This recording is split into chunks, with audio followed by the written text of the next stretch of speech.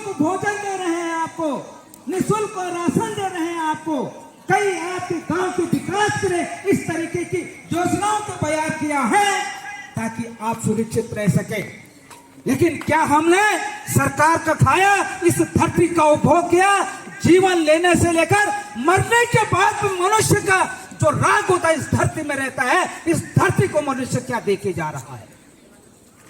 क्या कभी आपने मनन किया कि पूरा हमारा जो 80-90 साल का एक नायक की भूमिका की तरह ये जीवन हमारा इस धरती में आया है। इस धरती में कई एक्टर बनकर के हम कार्य कर रहे हैं, लेकिन ये धरती को दे क्या रहे हैं हम? इस धरती को सजाने के लिए क्या कर रहे हैं हम?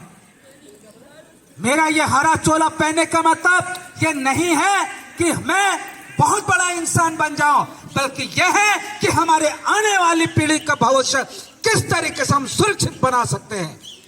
यह हमारा प्रयास होना चाहिए, यह हमारा संकल्प होना चाहिए। इसके लिए हमको पहाड़ नहीं खोदना है।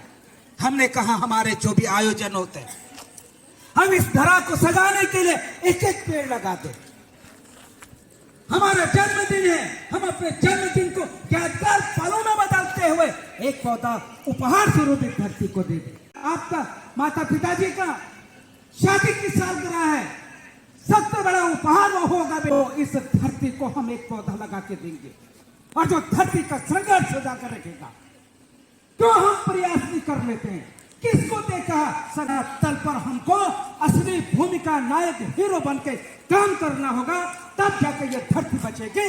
वरना ये धरती ऐसे तकती रहेगी, वो जो बड़ा जिस दिन फट जाएगा ये धरती का नामो निशान मिट जाएगा। इसलिए इस पर्यावरण संतुलन बनाने का संकल्प आज के दिवस में हमको लेना चाहिए, ताकि हमारा पर्यावरण संतुलन बनकर हम स्वच्छ आबोहवा में जी सके, हमारा जीवन सुरक्षित रह सके, हमारे आने वाली पीढ़ी कूलरों इस पंखे के नीचे सीने के लिए मजबूर ना हो, बल्कि जिस तरीके से हमारे पूर्वज स्वच्छ हवा में जिया करते थे, स्वतंत्र वातावरण में आचरण विचरण किया करते थे, ऐसे ही वातावरण बनाने की जिम्मा हम लोगों को लेना होगा।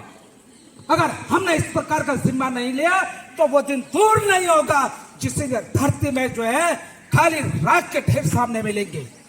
और इसका दोषी सबसे बड़ा मनुष्य है जिसने इस प्रकार की परिस्थितियां बना दी है।